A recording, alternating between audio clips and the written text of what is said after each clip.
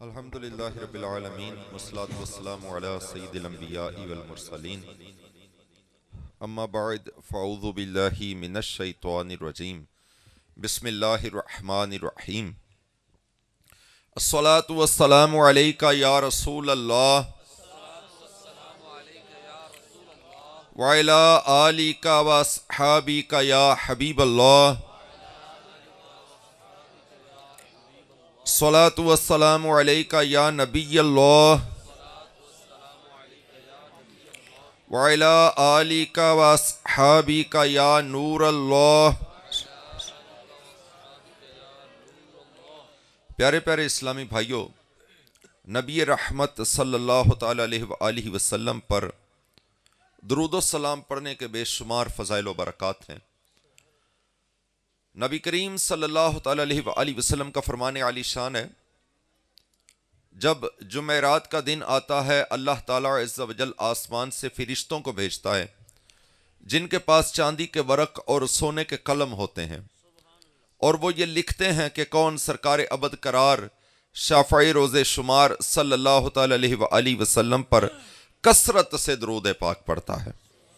حصول برکت کے لیے چند مرتبہ درود شریف پڑھ لیجئے۔ الصلاۃ والسلام علیکہ یا رسول اللہ وعلی آلکہ واصحابکہ یا حبیب اللہ، الصلاۃ والسلام علیکہ یا نبی اللہ وعلی آلکہ واصحابکہ یا نور اللہ۔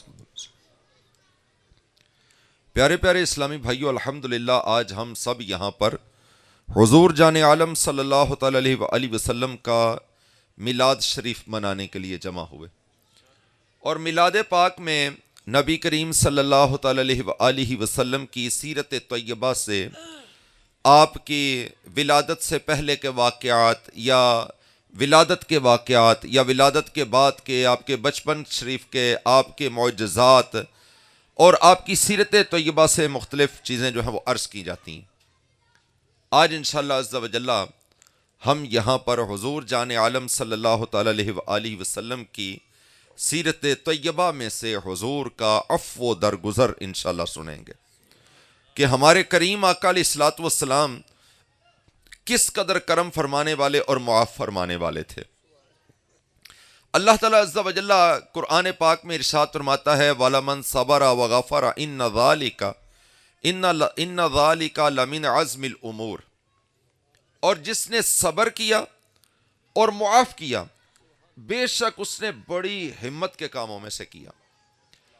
اب یہاں پر یہ پتہ چلا کہ صبر کرنا اور معاف کرنا کوئی معمولی کام نہیں ہے، یہ بہت بڑا کام ہے۔ اسی وجہ سے اللہ تعالیٰ عز و جل ارشاد فرما رہا ہے کہ یہ بڑی ہمت کے کاموں میں سے ہے۔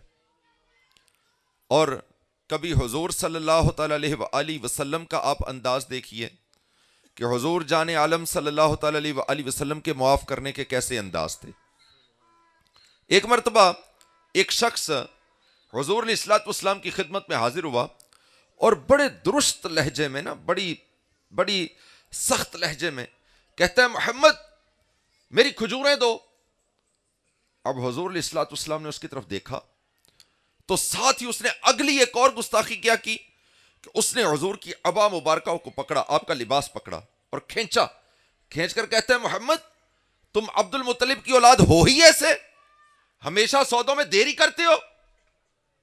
اب صحابہ علیہم رضوان نے جب دیکھا تو آپ کا جی چاہا کہ اس کا سر تن سے جدا کر دیا جائے۔ سیدنا عمر فاروق رضی اللہ تعالیٰ عنہ نے ایسے تلوار کے دستے پر ہاتھ مارا اور مار کر ارشاد فرمایا میرا جی چاہتا ہے تمہارا سر تن سے جدا کر دوں۔ تمہیں حیا نہیں آتی کہ حضور جان عالم صلی اللہ علیہ وآلہ وسلم کے ساتھ اس طرح سے؟ جب سرکار علیہ الصلوۃ والسلام نے سنا نا تو سرکار نے ارشاد فرمایا عمر ایسے نہیں، تمہیں تو یہ کرنا چاہیے کہ مجھے ادائے حق کی ترغیب دلاؤ اور اسے سمجھاؤ کہ نرمی سے تقاضا کر لے، تمہیں تو یہ کرنا چاہیے۔ اب جاؤ اس کو کھجوریں دو اور اس کو اس کے حق سے زیادہ کھجوریں دو۔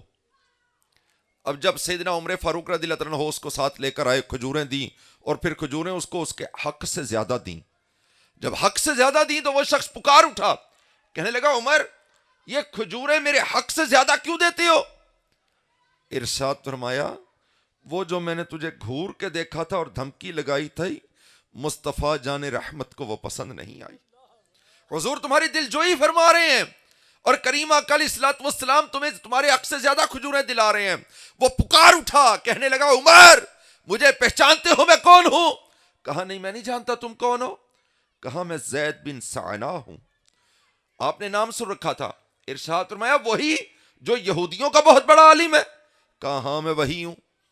کہا پھر اتنا درست رویہ کیوں، اتنی سختی کیوں، پھر تم نے ایسا کیوں کیا؟ کیا تم آداب رسالت کو نہیں جانتے؟ کہنے لگا عمر سب کچھ پڑھا ہوا ہے، سب کچھ جانتا ہوں، مگر اپنی کتابوں میں نبی آخر الزمان صلی اللہ علیہ وآلہ وسلم کی بہت سی نشانیاں پڑھ رکھی تھیں، ان ساری کو میں نے پا لیا تھا، 2 نشانیاں باقی رہ گئی تھی جن کو آج آزمایا ہے۔ پوچھا وہ کیا نشانیاں تھیں؟ کہنے لگا عمر ایک نشانی ہم نے اپنی کتابوں میں یہ پڑھی ہوئی ہے کہ اللہ کے آخری نبی محمد مصطفیٰ صلی اللہ علیہ وآلہ وسلم کا صبر آپ کے غصے پر غالب رہے گا، اور دوسری نشانی آپ کی یہ ہوگی کہ آپ کے ساتھ جہالت کا سلوک جس قدر بڑھاتے چلے جاؤ گے، آپ کا حلم، آپ کا عفو درگزر، آپ کی نرمی بڑھتی چلی جائے گی، بڑھتی چلی جائے گی۔ میں نے پہلے درست روی اختیار کی، پہلے میں نے زبان سخت الفاظ اختیار کیے، پھر میں نے اگلا یہ جو کام کیا لباس کو بھی کھینچا، میں نے دونوں کام کر کے دیکھ لیا، مصطفیٰ جان رحمت نے کرم ہی فرمایا ہے۔ کہا عمر یاد رکھنا میں آج سے کلمہ پڑھ کر مسلمان ہوتا ہوں، اور تم جانتے ہو میرے پاس بہت مال ہے، آدھا مال میں نے آج سے اسلام کے لیے وقف کر دیا۔ یوں اسلام پھیلا ہے، یوں اسلام پھیلا ہے، حضور کی محبتوں سے، حضور کے معاف کرنے سے، کرم فرمانے سے، تھپکیاں دینے سے۔ اور شہر مکہ میں آپ سب لوگ، یہاں پر بہت سارے لوگ پڑھے لکھے لوگ ہیں، آپ ماشاءاللہ آپ نے اپنی بچپن کی کتابوں میں پڑھ رکھا ہے، کیا حضور علیہ الصلوۃ والسلام پر مکہ میں کم ظلم ڈھائے گئے؟ کانٹے نہیں بچھائے گئے؟ آپ کے رستے میں کانٹے بچھائے گئے؟ حضور جان عالم صلی اللہ علیہ وآلہ وسلم کو اس قدر ستایا گیا کہ آپ کے رستے میں کانٹے بچھائے گئے، آپ کو مٹی کے ڈھیلے مارے گئے، آپ کو جادوگر اور کاہن کہا گیا، آپ علیہ الصلوۃ والسلام کو شعب ابی طالب میں محصور کر دیا گیا، اور اس قدر اس انداز میں محصور کیا گیا کہ آپ تک دانا پانی نہیں پہنچنے دیتے، کھانا نہیں پہنچنے دیتے۔ صحابہ کہتے ہیں وہاں پر ہمارے احوال یہ ہو گئے تھے۔ حضرت سعد بن ابی وقاص رضی اللہ عنہ کہتے ہیں ہم زمین سے گھاس اکھاڑ کر کھانے پر مجبور ہو گئے، ہم درختوں کے پتے اکھاڑ کر کھاتے تھے، جس کی وجہ سے ہماری کھال سبز پڑ گئی، کھال سبز پڑ گئی۔ حضرت سعد بن ابی وقاص رضی اللہ عنہ کہتے ہیں میں ایک دن پیشاب کرنے کے لیے بیٹھا، میں نے کچھ کھڑکنے کی آواز سنی، میں نے بعد میں اس کو اٹھا کر دیکھا تو وہ چمڑے کا ایک ٹکڑا تھا، چمڑے کا ایک ٹکڑا تھا۔ اب کہتے ہیں مجھے بڑی بھوک لگی تھی، کچھ کھانے کو نہیں تھا، میں نے وہی چمڑے کا ٹکڑا ابال کر میں نے اس کو خشک کیا، خشک کر کے میں نے ایک پتھر پر رکھا، دوسرے پتھر سے میں نے اس کو کوٹ کر اس کے ستو بنائے، اور پھر میں نے اسی کو پی کر اپنی پیٹ کی آتش کو بجھایا۔ اور کتنے کتنے ظلم نہیں ڈھائے گئے مکہ میں۔ کیا حضرت بلال رضی اللہ عنہ کے گلے میں پھندا ڈال کر کے گلیوں میں نہیں گھسیٹا گیا؟ کیا تپتے ہوئے سورج کے سامنے آپ کو تپتی ہوئی ریت پر نہیں لٹایا گیا؟ آپ کے سینے پر پتھر نہیں رکھے گئے؟ حضرت عمار بن یاسر رضی اللہ عنہ کو جلتے ہوئے کوئلوں پر لٹایا گیا، اور آپ کی کمر سے چربی باہر نکل آئی جس نے ان کوئلوں کو ٹھنڈا کر دیا۔ حضرت خبیب رضی اللہ عنہ کو جلتے ہوئے کوئلوں پر لٹایا گیا، اور آپ کی کمر سے چربی باہر نکلی، اور اس چربی نے ان جلتے ہوئے کوئلوں کو ٹھنڈا کیا۔ حضرت عمار بن یاسر رضی اللہ عنہ کو جلتے ہوئے کوئلوں پر لٹایا۔ بلکہ آپ کی امی پر کون سا ظلم نہیں ڈھایا گیا؟ حضرت عمار بن یاسر رضی اللہ عنہ کی امی حضرت سمیہ رضی اللہ عنہ، اسلام کی پہلی شہید خاتون، اس خاتون کے دونوں ٹانگوں کے ساتھ 2 اونٹوں کو باندھ دیا گیا، 2 اونٹوں کو باندھ دیا گیا، اور پھر ان اونٹوں کو چابک مارا گیا۔ جب چابک مارا وہ اونٹ مخالف سمتوں پر دوڑے تو درمیان میں سے اس صحابیہ کے 2 ٹکڑے کر دیے گئے۔ کون سا ظلم ہے جو شہر مکہ میں نہیں ڈھایا گیا؟ حضور علیہ الصلوۃ والسلام کو شہر مکہ چھوڑنے پر مجبور کر دیا گیا، ہجرت پر مجبور کر دیا گیا۔ ارے یہاں تک بھی نہیں، میرے کریم مصطفیٰ صلی اللہ علیہ وآلہ وسلم ایک مرتبہ خانہ کعبہ کے سامنے، حضور علیہ الصلوۃ والسلام خانہ کعبہ کے سامنے نماز کی حالت میں ہیں، سجدے کی حالت میں ہیں۔ یہ ظالم ایک اونٹ کی بڑی اوجڑی لے کر آ گئے کہیں سے، اور اس اونٹ کی اوجڑی کو نبی رحمت صلی اللہ علیہ وآلہ وسلم کی کمرے نازنین پر رکھ دیا۔ یہ وہ محبوب نہیں اللہ کا جس کے بارے میں اللہ فرماتا ہے کہ یہ وجہ تخلیق کائنات ہے؟ کیا یہ وہی محبوب نہیں ہے جس کو میرے رب تعالیٰ عز و جل نے ارشاد فرما رکھا ہے کہ برہان من ربکم ہے، جو میری طرف سے کلی دلیل ہے؟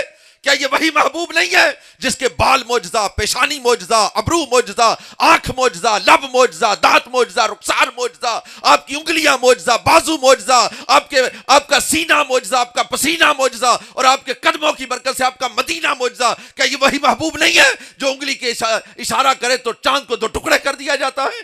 کیا یہ وہی محبوب نہیں ہے جو دعا کے لیے ہاتھ اٹھائے تو گیا وہ سورج پلٹا دیا جاتا ہے؟ کیا یہ وہی محبوب علیہ الصلوۃ والسلام نہیں ہے جو حضرت جابر رضی اللہ عنہ کے گھر میں اپنا لعاب دھن ہنڈیا میں ڈالے تو وہ کھانا 15 سینکڑوں کو کفایت کر جاتا ہے؟ کیا یہ وہی محبوب علیہ الصلوۃ والسلام نہیں ہے جو حضرت جابر رضی اللہ عنہ کے گھر میں ہڈیوں پر ہاتھ پھیرے تو بکری کو زندہ کر دیتے ہیں، مردہ بچوں پر ہاتھ پھیرے تو بچوں کو زندہ کر دیتے ہیں؟ کیا یہ وہی محبوب علیہ الصلوۃ والسلام تو نہیں ہے؟ ہاں یہ وہی ہیں، یہ وہی ہیں، یہ وہی ہیں جن کے بارے میں کوئی کہتا ہے سونیا تیرے ورگا سونا ہی کوئی نہیں ہے، تو انجدہ سونا ہے کہ انج لگتا ہے جویں تیرے چہرے دے وچ سورج چلدا ہے، انجدہ سونا ہے کہ کدی صحابہ کہندے نے سونیا تینوں ویکھنے ہاں تے کدی چن نوں ویکھنے ہاں تے اس نتیجے تے پہنچنے ہاں کہ تو چن نالوں بھی زیادہ حسین و جمیل ہے۔ وہ محبوب اور اس کی کمر کے اوپر اونٹ کی بڑی اوجڑی لا کے رکھ دی ہے، بدبو والی اوجڑی رکھ دی۔ یہ وہ ہے جو اس کے پسینے سے بھی مشک و عنبر سے بڑھ کے خوشبوئیں آتی ہیں۔ گھر میں جا کر کسی نے خاتون نے جنت سے کہا سیدہ آپ کے بابا جان کی کمر پر کسی نے اوجڑی رکھ دی ہے۔ ننھی سی عمر تھی، چھوٹی سی عمر تھی، آپ دوڑ کر آئیں اور اپنے ننھے ننھے ہاتھوں سے اس اونٹ کی اوجڑی کو گھسیٹ کر نیچے اتارا۔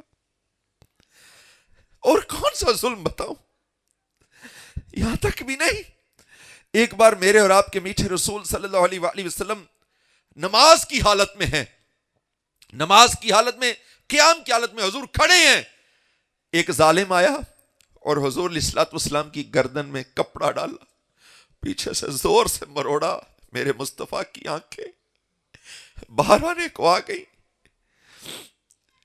کیسے ظلم ہے! بلکہ جب میرے اور آپ کے میٹھے رسول صلی اللہ علیہ وآلہ وسلم مدینہ پاک چلے جاتے ہیں، یہ ظالم پیچھے سے لوگوں کو تیار کر کر کے بھیجتے ہیں کہ جاؤ محمد صلی اللہ علیہ وآلہ وسلم کو شہید کر دو، کرائے کے قاتل بھیجتے ہیں۔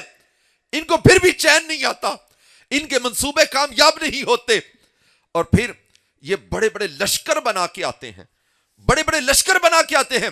کبھی غزوہ بدر ہوتا ہے، کبھی غزوہ احد ہوتا ہے، کبھی غزوہ احزاب ہوتا ہے، اور پھر یہاں تک بھی نہیں، ان کی دشمنیوں کے انداز دیکھو، ان کی دلوں کی سختی دیکھو کہ جب میرے رسول صلی اللہ علیہ وآلہ وسلم کے پیارے چچا حضرت حمزہ رضی اللہ تعالیٰ عنہ کو شہید کر دیتے ہیں، صرف شہید کرنے سے ان کے سینے ٹھنڈے نہیں ہوئے، حضور کی دشمنی میں آ کر انہوں نے، حضور کے بغض میں آ کر انہوں نے حضور علیہ الصلوۃ والسلام کو تکلیف پہنچانے کے لیے اپنے چچا، حضور کے چچا حضرت حمزہ رضی اللہ عنہ کو شہید کرنے کے بعد ان کی آنکھیں پھوڑ دیں، ان کے ہونٹ کاٹ دیے، ان کے کان کاٹ دیے، ان کا سینہ چیر کر کلیجہ باہر نکال دیا، صرف تکلیف پہنچانے کے لیے، تکلیف پہنچانے کے لیے کہ مصطفیٰ کو تکلیف پہنچانی ہے۔ کس قدر انہوں نے ظلم اٹھائے، مگر بات جو عرض کرنا چاہتا ہوں وہ یہ کہ یہی مصطفیٰ صلی اللہ علیہ وآلہ وسلم اور آپ کے میٹھے رسول صلی اللہ علیہ وآلہ وسلم جب اسی شہر مکہ کو فتح فرماتے ہیں نا، تو راوی کہتا ہے اس دن حضور علیہ الصلوۃ والسلام جس سواری پر سوار تھے، حضور کی گردن ایسی عاجزی سے جھکی ہوئی تھی، عاجزی سے جھکی ہوئی تھی، اور جب وہ ناکا چلتی تھی، وہ ڈاچی چلتی تھی تو اس کی کوہان کبھی اوپر ہوتی تھی کبھی نیچے ہوتی تھی، جب اوپر ہوتی تو میرے مصطفیٰ کی پیشانی کے بوسے لیتی تھی، اتنی عاجزی۔ اور پھر یہ لوگ آج کتار اندر کتار کھڑے ہیں کہ آج ہمارے ساتھ کیا سلوک ہوتا ہے، آج کانٹے بچھانے والے، اب تنگ کرنے والے، برے منصوبے بنانے والے، بلکہ حضرت حمزہ کو شہید کرنے والے یہ سارے وہاں پر کھڑے ہیں. حضور فرماتے ہیں کیا توقع رکھتے ہو مجھ سے؟ کیا توقع رکھتے ہو؟ میرے سرکار جب فرمائے نا کیا توقع رکھتے ہو، کہتے ہیں آپ کرم فرمانے والے بھائی ہیں، کبھی آپ سے تکلیف نہیں پہنچی. میرے مصطفیٰ نے اسی وقت ارشاد فرمایا لا تثریب علیکم اليوم فاذهبوا انتم الطلقاء. آج کے دن تم پر کوئی الزام نہیں، جاؤ تم سب آزاد ہو، جاؤ تم سب آزاد ہو. اتنا بڑا عفو درگزر ہے، اتنا بڑا کرم ہے میرے مصطفیٰ کا. اس طرح میرے مصطفیٰ معاف فرمانے والے ہیں، اس طرح سے کرم فرمانے والے ہیں. اور میرے کریم کے کیا کہنے، میرے مصطفیٰ کے کیا کہنے. اللہ اکبر. طائف کی وادی کو کون نہیں جانتا؟ طائف کے سرداروں نے صرف کریم آقا علیہ الصلوۃ والسلام کے دین اسلام کی دعوت کو رد نہیں صرف کیا، بلکہ انہوں نے ایک اور ظلم کیا. کیا؟ اوباش نوجوانوں کو حضور کے پیچھے لگا دیا. اوباش نوجوانوں کو حضور کے پیچھے لگایا، اور جب حضور کے پیچھے لگایا ہے اور ان کو کہا کہ جاؤ ان کو ہماری حد سے باہر نکال کے آؤ، اب یہ ظالم میرے اور آپ کے میٹھے رسول صلی اللہ علیہ وآلہ وسلم کو پیچھے سے دھکا دیتے اور پتھر مارتے تھے.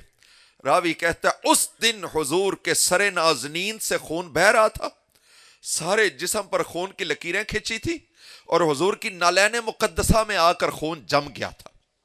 اتنا خون بہا. چشم فلک نے وہ نظارہ کیسے دیکھا ہوگا؟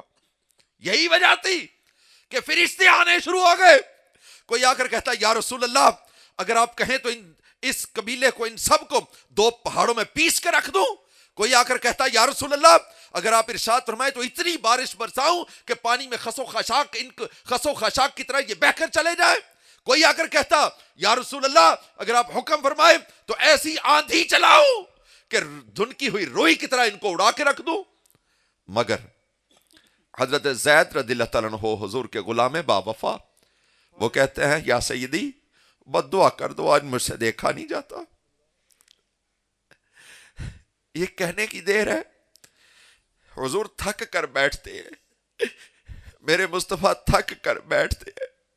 یہ ظالم بازو سے پکڑتے ہیں، اٹھاتے ہیں، پھر دھکا دیتے ہیں. جہاں میرے آقا تھک کر بیٹھتے ہیں وہاں پر یہ دوبارہ سے بازو سے پکڑتے ہیں اور دھکا دیتے ہیں اور کہتے ہیں نکلو ہماری حد سے باہر. غلام بافا کہتا ہے یا رسول اللہ بد دعا کر دیں. میرے اور آپ کے میٹھے رسول صلی اللہ علیہ وسلم فرماتے ہیں زید میں بھی دعا کے لیے ہاتھ اٹھاتا ہوں، تو بھی اٹھا. یا اللہ یہ مجھے جانتے نہیں، یا اللہ یہ مجھے جانتے نہیں، اگر جانتے ہوتے تو ایسا نہ کرتے. باری تعالیٰ ان کو اسلام کے آستانے پر جھکا دے. وہ لوگ جو پتھر برسانے والے ہیں ان کے بارے میں حضور فرما رہے ہیں یا اللہ یہ مجھے جانتے نہیں. سفارش دیکھو، انداز دیکھو مصطفیٰ کا. اپنے رب سے یہ نہیں کہہ رہے کہ یا اللہ ان کو تباہ و برباد کر دے، نا کہا یا اللہ ان کو اسلام کے آستانے پر جھکا دے. مطلب کیا کہ ان کی نسلیں اور یہ ان کے لیے جنت کی دعا مانگ رہے ہیں. حضور ان کے لیے جنت کی دعا مانگ رہے ہیں. کیسا وہ درگزر ہے، کیسا معاف کرنے کا انداز ہے. بلکہ امی عائشہ صدیقہ رضی اللہ عنہا فرماتی ہیں میرے سرتاج نے ساری حیات کبھی کسی سے اپنی ذات کے لیے بدلہ نہیں لیا ہے، کبھی کسی سے اپنی ذات کے لیے بدلہ نہیں لیا. حضور علیہ الصلوۃ والسلام تشریف فرما ہے، صحابہ علیہم رضوان حضور کی بارگاہ میں بیٹھے ہیں. سرکار علیہ الصلوۃ والسلام نے فرمایا صحابہ آج تک اگر میں نے کسی کے ساتھ کوئی ظلم زیادتی کی ہو تو مجھے بدلہ لے لو، مجھے بدلہ لے لو. اب صحابہ نے دل پکڑ لیے یا رسول اللہ بھلا ہم آپ سے بدلہ لیں؟ یا رسول اللہ ہم تو تاریکیوں میں گھرے ہوئے تھے، آپ نے ہمیں روشنیوں کا سفر طے کرایا. ہم تو بد کرداریوں اور بد اخلاقیوں کے امید گڑھوں میں گرے ہوئے تھے، آپ نے ہمیں جنت کی نعمتوں سے روشناس کروایا. یا رسول اللہ یہاں پر تو لوگ بتوں کی پوجا میں الجھے ہوئے تھے، آپ نے ہمیں ایک رب تعالیٰ عز و جل کی وحدانیت کی راہ دکھائی، بھلا ہم اور آپ سے بدلے؟ آپ نے تو ہمیشہ کرم فرمایا۔ حضور نے فرمایا نہیں، پھر بھی ایک صحابی رضی اللہ عنہ کھڑے ہو گئے، یا رسول اللہ فلاں فلاں جنگ میں آپ صفیں سیدھی کروا رہے تھے، آپ کے ہاتھ میں چھڑی تھی، وہ چھڑی میری کمر پر لگ گئی تھی۔ دو جگ کا والی ارشاد فرماتے ہیں اٹھاؤ چھڑی اور محمد کی کمر حاضر ہے۔ عرض کی سونیا اس وقت میری کمر کے اوپر کپڑا نہیں تھا، دو جگ کے والی نے اپنی کمر سے کپڑا بھی ہٹا دیا۔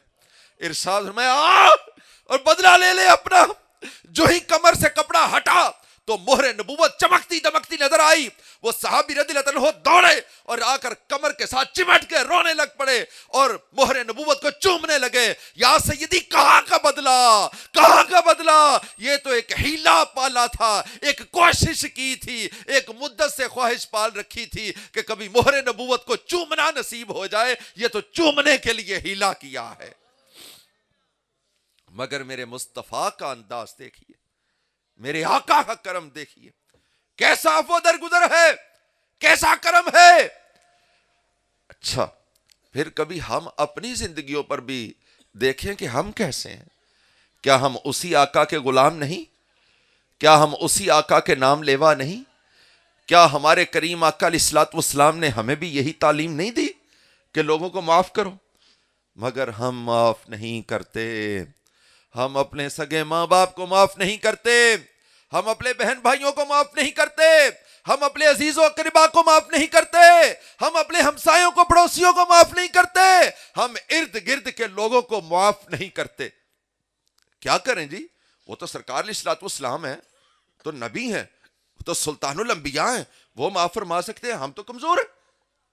آئیے ذرا سلطان الانبیاء صلی اللہ علیہ وآلہ وسلم کے جو تربیت یافتہ ہیں ذرا ان کے انداز سن لیجئے۔ سیدنا عمر فاروق رضی اللہ عنہ کا نام سب نے سنا ہوا ہے، کتنی بڑی شخصیت ہے، کتنی بڑی شخصیت ہے عمر فاروق کی۔ وہ شخصیت کہ جس کے بارے میں امی عائشہ صدیقہ رضی اللہ عنہا عرض کرتی ہیں، یا رسول اللہ یہ جو آسمان پر ستارے ہیں کیا اتنی بھی کسی کی نیکیاں ہیں؟ حضور نے فرمایا ہاں میرے عمر کی نیکیاں ہیں۔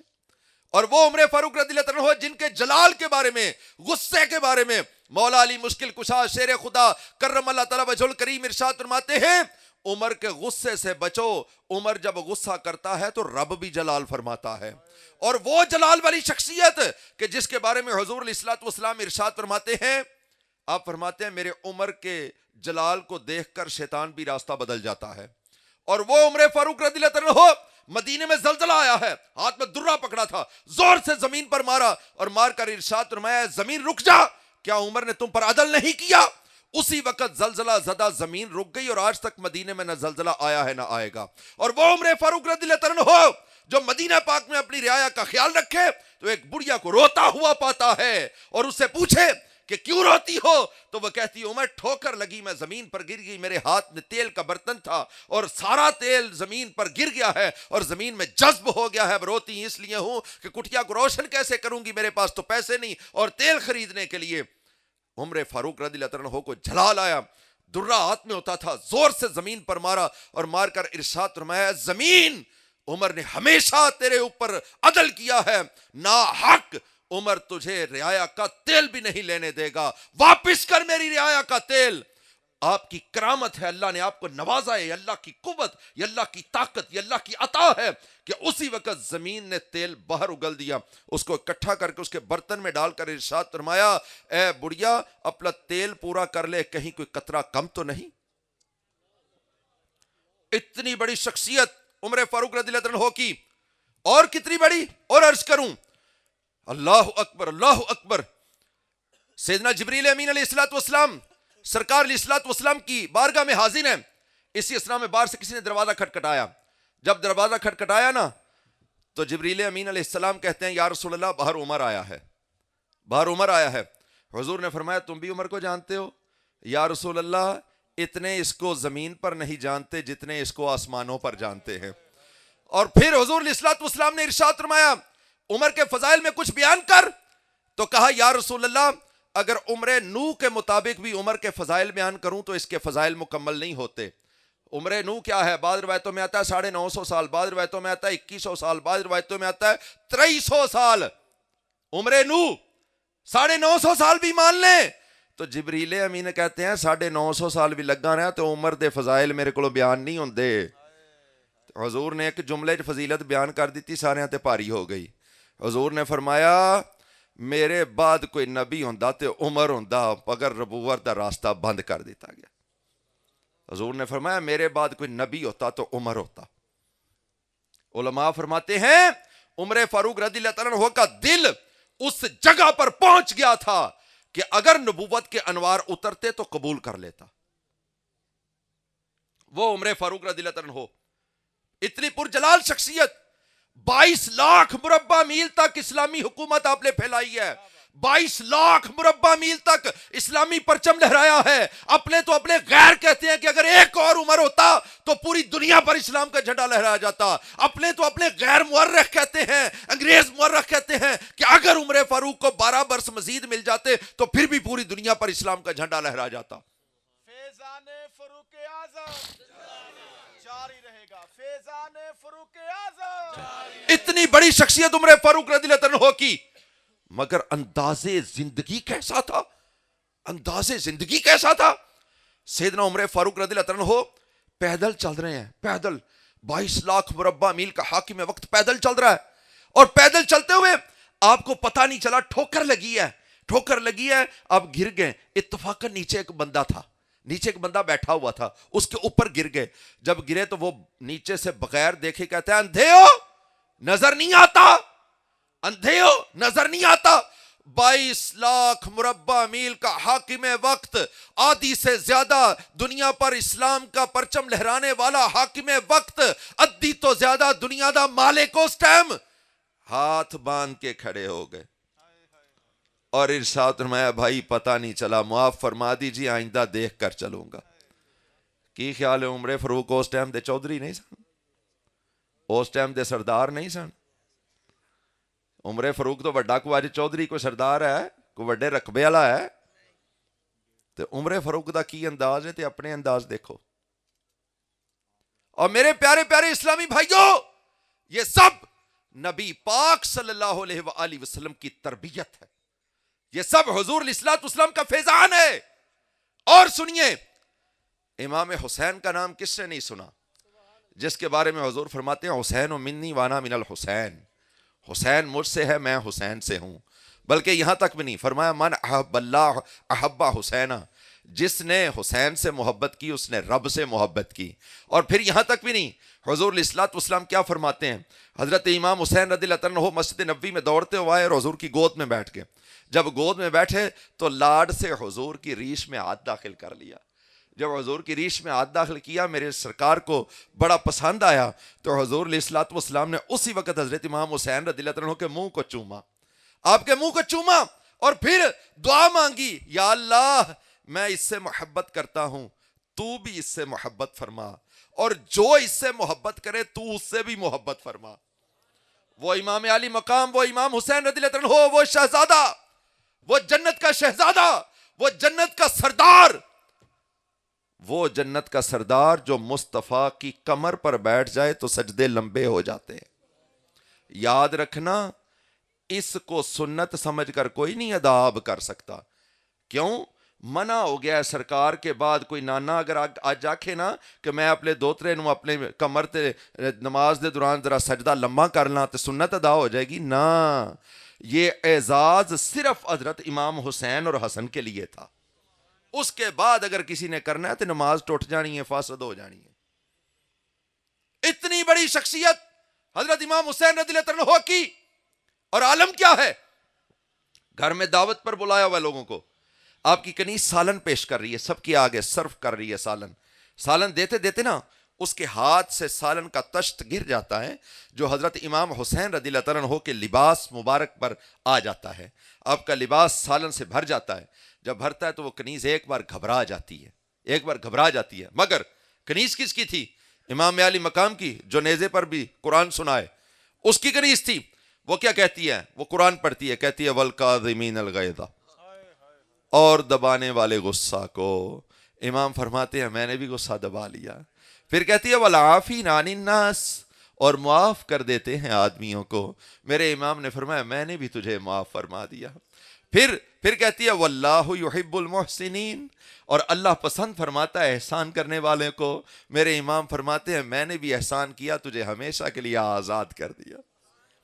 کیسا انداز ہے معاف کرنے کا، کیسا انداز ہے. کربلا کے تپتے ہوئے ریگزاروں میں کیا کچھ نہیں ہوا.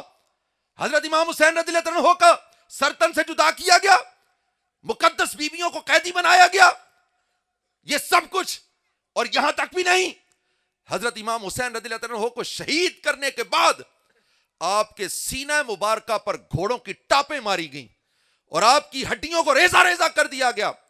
34 گھاؤ تلوار کے، 33 گھاؤ نیزے کے، اور تیر انگنت تھے جس کے اتنے نشان تھے گنے نہ جاتے تھے. اتنے ظلم یہ سارے کے سارے امام زین العابدین نے اپنی آنکھوں سے دیکھے ہیں. امام زین العابدین نے اپنی آنکھوں سے دیکھے ہیں. یہ سارے ظلم سہے ہیں انہوں نے. بلکہ مدینے میں نا، مدینہ پاک میں ایک دن ایک قصاب ہے، اس کے پاس اس کے بڑے جو ہیں وہ گاہک کھڑے ہیں.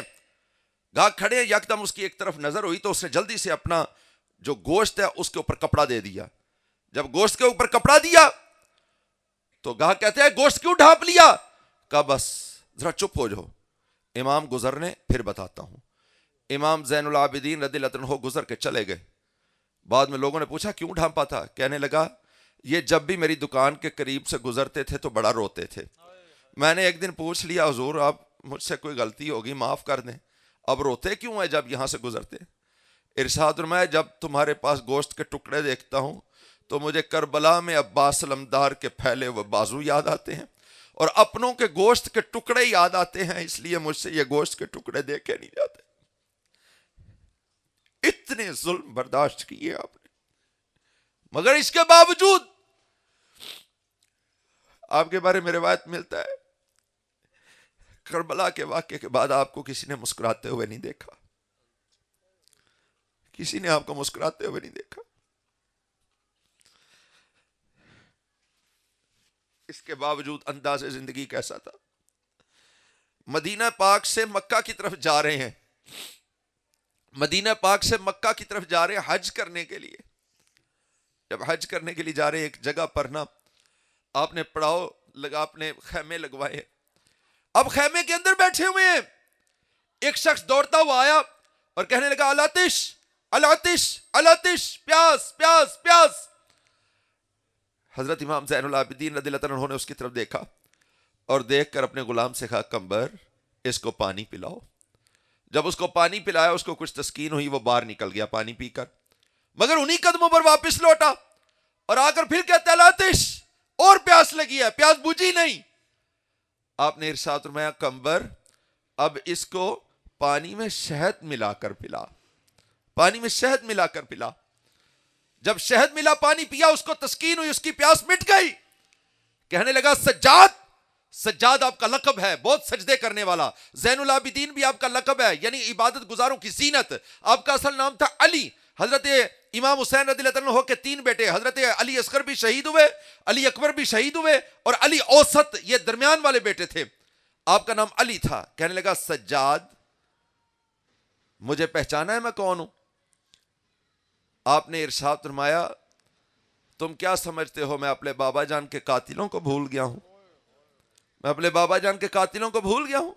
کہا جب قاتلوں کو بھولے نہیں تو پھر پانی میں شہد ملا ملا کر کیوں پلاتے ہو؟ ارشاد فرمایا ظالموں، بات ظرف ظرف کی ہوتی ہے.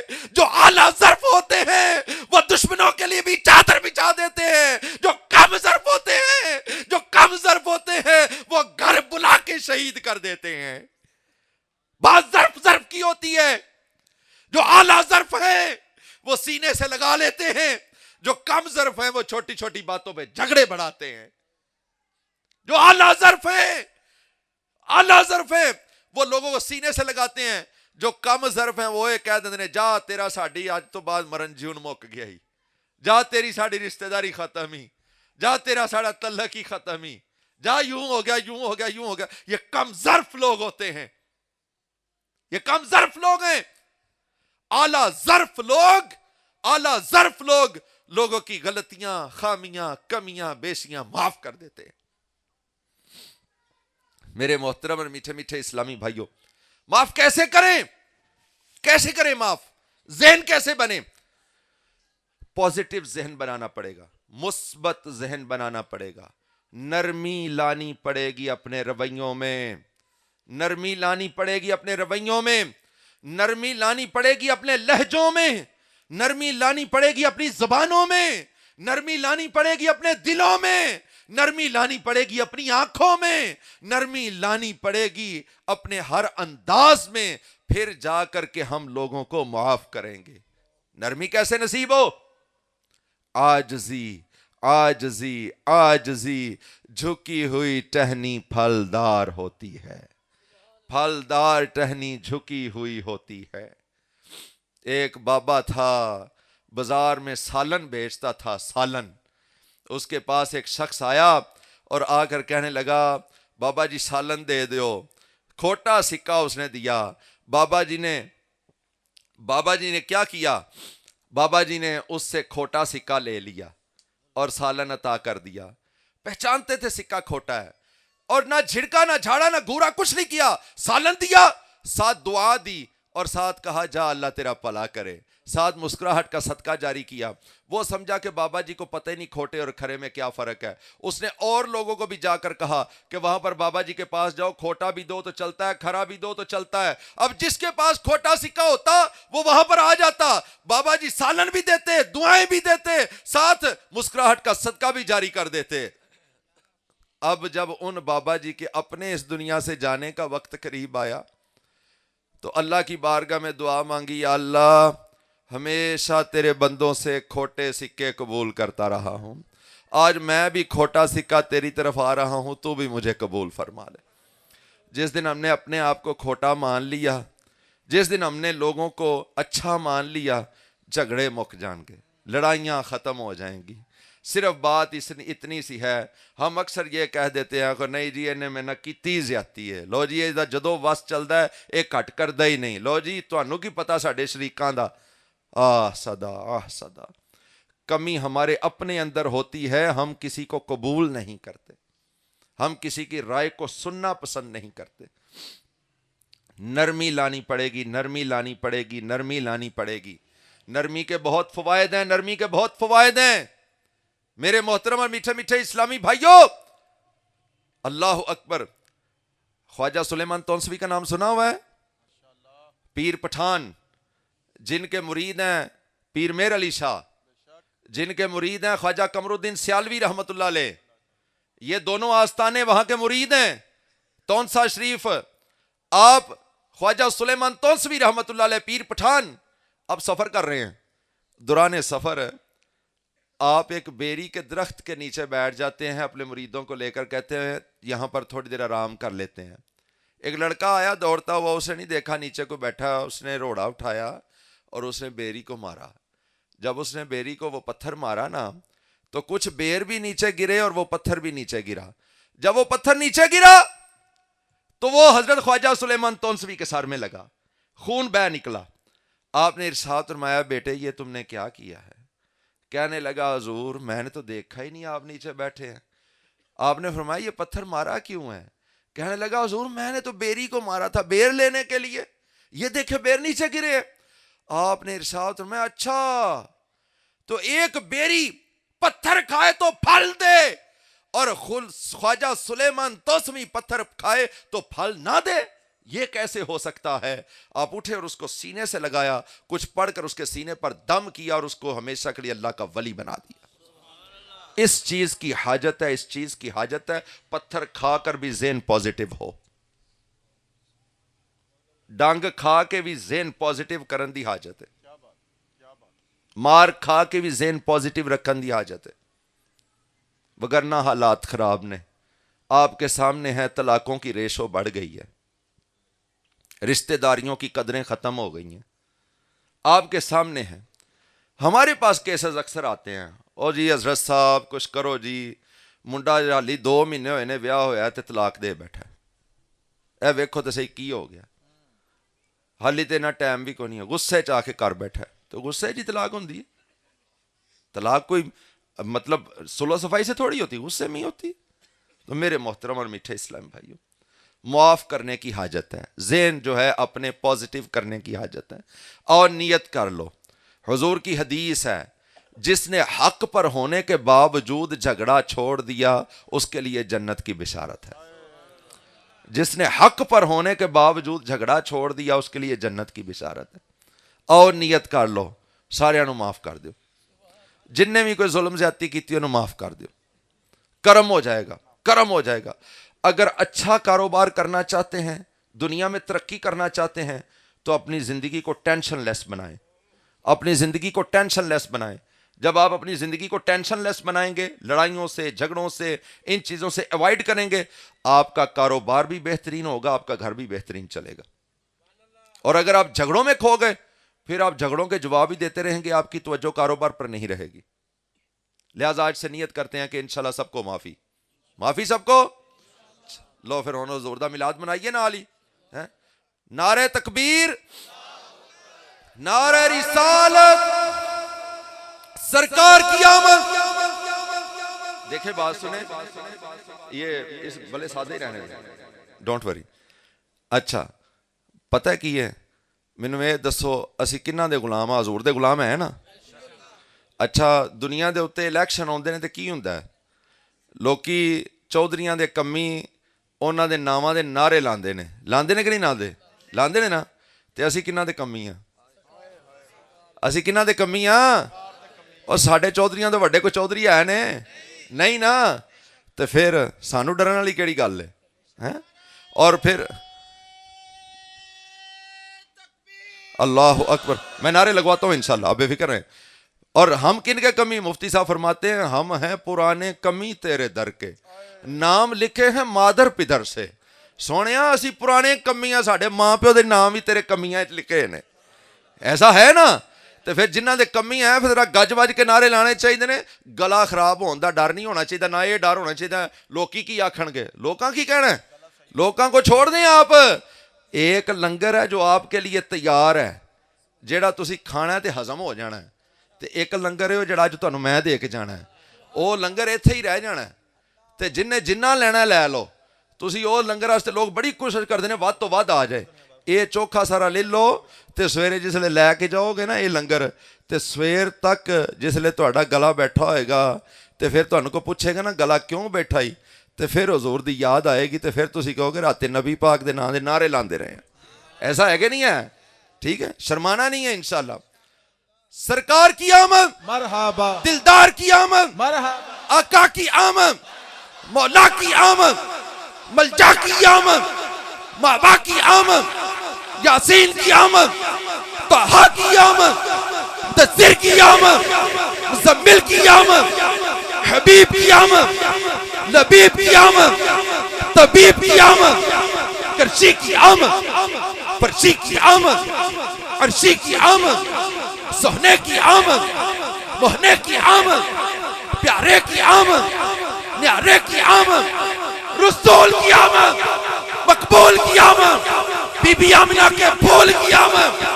دیواریں سن لے, ستارے سن لے, سورج بھی سن لے, یہ سارے سن لے, دہن بھی بولے, زبان بھی بولے, یہ سارے بولے.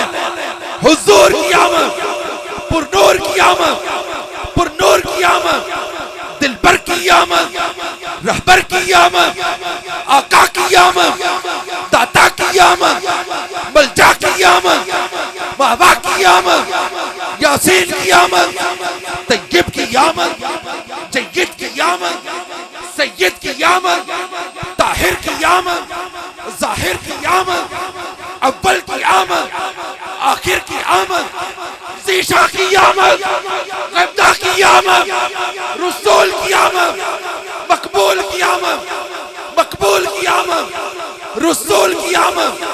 ذرا اٹھ کے بولو, ذرا اٹھ کے بولو, ذرا اٹھ کے بولو, ذرا اٹھ کر بولو, ارے جھوم کے بولو, ذرا جھوم دیوانے, ذرا جھومو جھومو, جھومو جھومو, ذرا جھومو جھومو, ذرا جھومو جھومو,